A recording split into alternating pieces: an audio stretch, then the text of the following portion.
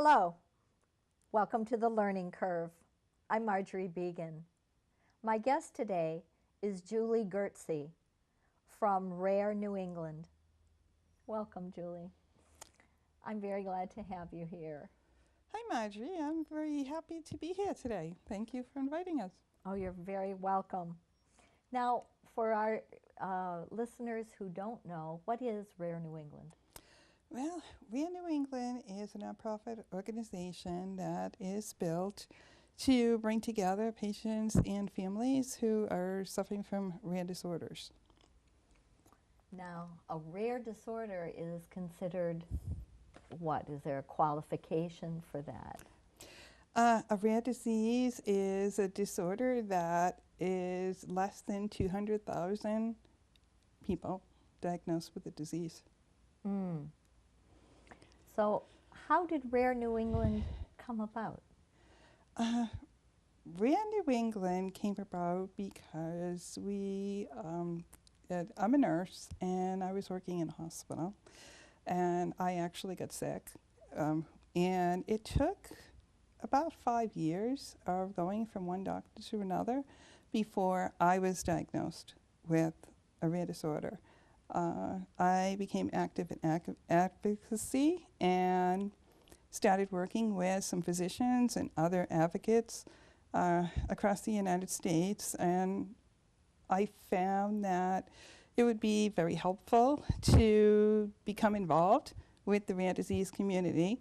When I first started out, I was involved in that one disease that I was diagnosed with. Over time, I realized that the societal obstacles were actually intertwined between many different rare diseases. So as time went on, we got together and decided that we felt we could do something in the New England area, and we became a nonprofit to try to bring resources together for patients and families who need them.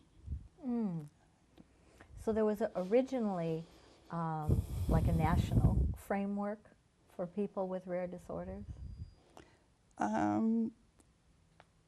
There are other organizations out there for people with rare disorders, definitely. There's a national organization for rare disorders. I've actually volunteered with them as well. There's Global Genes, Genetic Alliance, and there are many, many other smaller organizations or specific disease organizations. But what we're able to do through our organization is to work more personally, more closely with the patients and families, to counsel them and to find out what, to identify what services that they might need. We're able to get closer to the patients and families in the New England area, of course, rather than the whole country, because we're here. We already speak with a lot of the patients and families in this area, and we have a better idea of what is available for them so that they can gain a better quality of life. So it's a real resource clearinghouse, if you want to call it that. Yeah, like we'll take patients and families as they come to us, and say if they're having a problem with disability and they're not sure where to go for disability services, we either already have the information and we're able to send them off to a state agency or another patient advocacy group that we know specializes in that category, or we've been doing this for so long, we know how to help them find the resources, how to make the phone calls, who to talk to. See, one of the problems, one of the things that we've found in the rare disease community is there's tons of resources out there. The thing is, patients and families don't know how to find them. They don't know who to talk to, especially when you're dealing with somebody who's newly diagnosed. Somebody with a rare disease has complicated illness. There's a lot going on medically. It's scary. It's overwhelming once they get diagnosed. they haven't done this before, and they just don't know who to go to or who to talk to. They don't even know what's available. They don't know what to ask for. So if they do come to Rare New England, we have been there. We've done that. We've talked to a lot of different people, and we can even ask them the questions, which sometimes leads them to identifying for themselves what it is that they're looking for. It sounds like an incredible resource, you know, for families and, you know, individuals and for their families. Do you find that there's more children that have problems, or adults?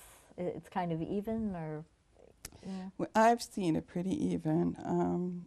I've spoken with a lot of parents, caretakers, and obviously that had children. And I've also spoken with a lot of adults. I mean, with rare disease, you can be a child or an adult. The thing is, when you're an adult, chances are that it takes longer for you to get a diagnosis. Sadly, if you're a child or if it's your child, sometimes the children of a rare disease don't even make it to adulthood. So it does affect everyone. We also have the problem where people can have a rare disease and they don't know it. They can go years and years. Sometimes they never find out they had a rare disease because no one recognizes it.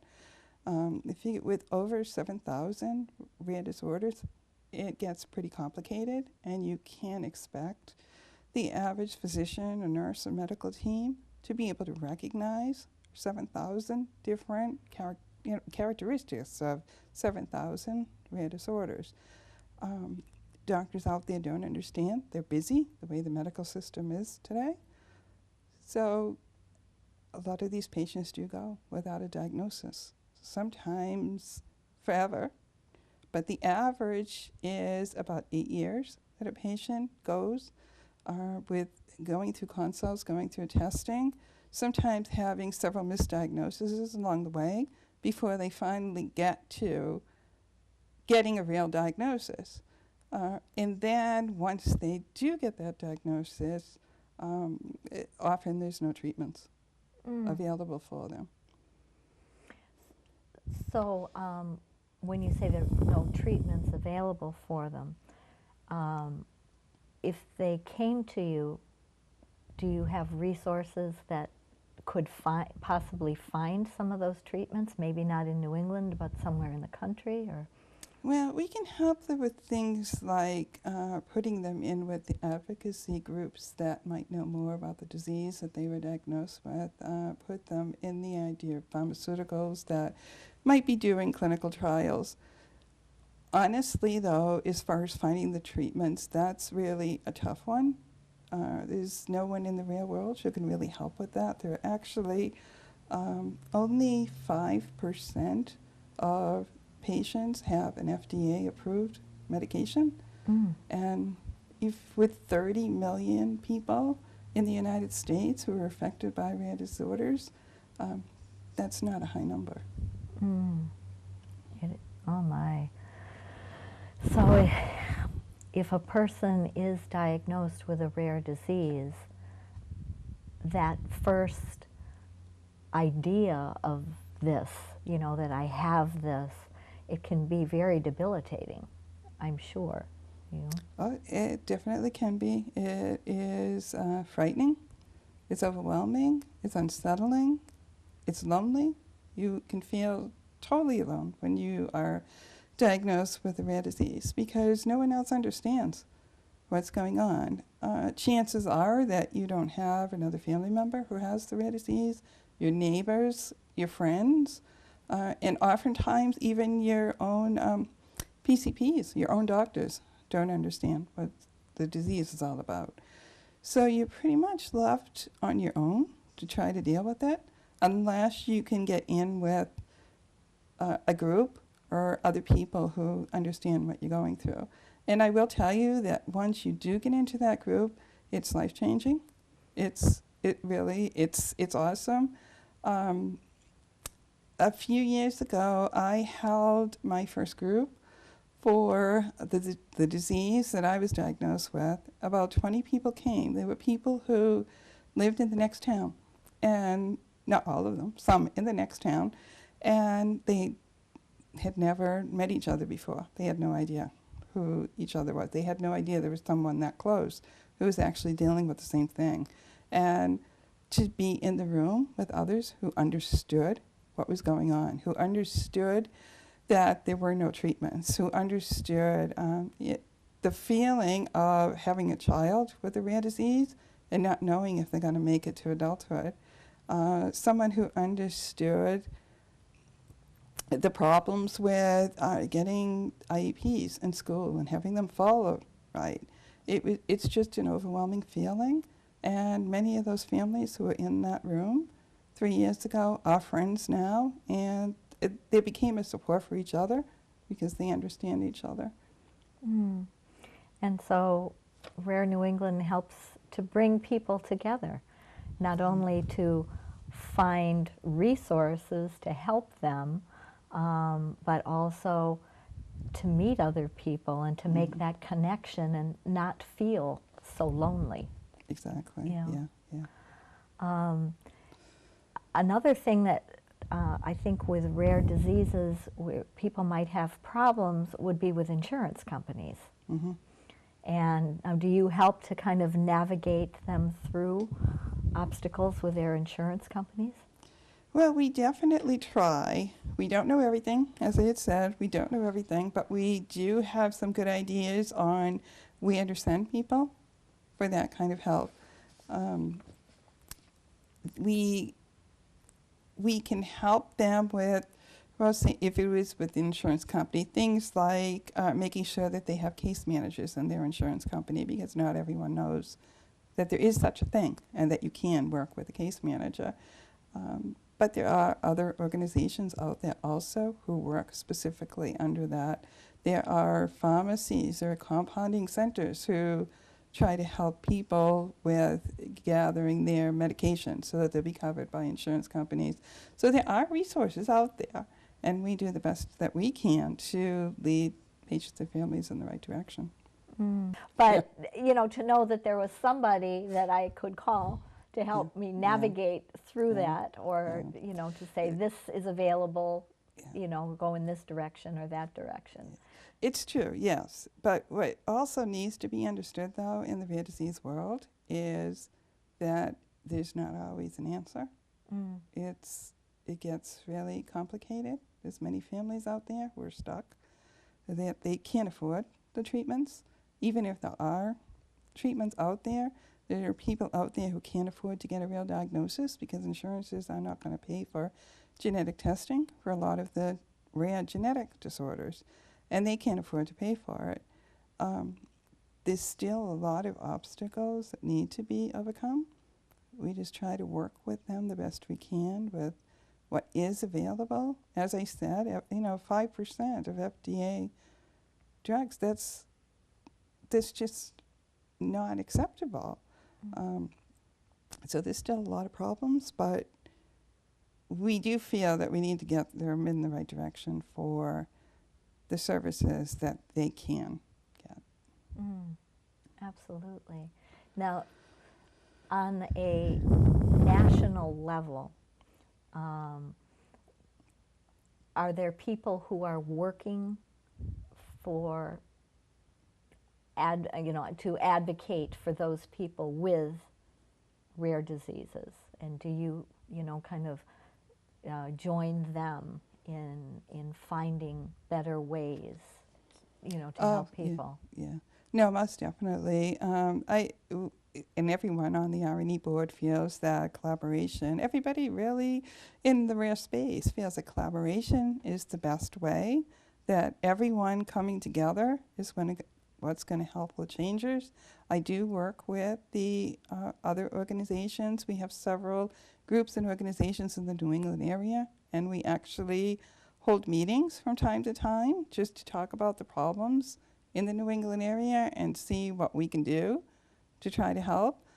And we all reach out and work with the larger organizations like the National Organization for Rare Disorders and Global Genes and as I said, these other, more international organizations as well. Everyone's playing a part. Our different organizations seem to specialize in different areas, and everyone has something to offer.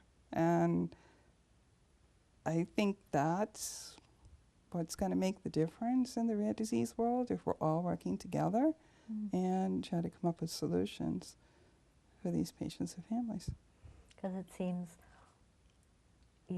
families and patients, they would have the same problems over and over, and whether they're living in New England or they're living in England, Exactly. they're going to have the same problems. They do, because, social media is a great thing. And we speak with a lot of patients, a lot of families all over the world who talk about these same problems and trying to find care, trying to find medications, trying to find treatments. And we all work together with what we can do. There are some organizations who are working more in the research field. There are some who are working more with the FDA to try to make more services for treatments and medications. Some that are working harder to bring the advocacy groups together for the collaboration, and that's all over the world. Oh, so if you are a person with a rare disease, it seems like an organization such as yours would really give help as well as hope. And I think that's a wonderful gift that you can give someone who is facing a life of an unknown, really. Yeah, true. Yeah. So thank you for joining us today, and I hope you'll come back another day, and there may be something that's coming up in the rare disease community that you would like to let us know about, and we'd love to hear it. Okay. Thank you. And thank you for joining us today on The Learning Curve. I hope to see you next time.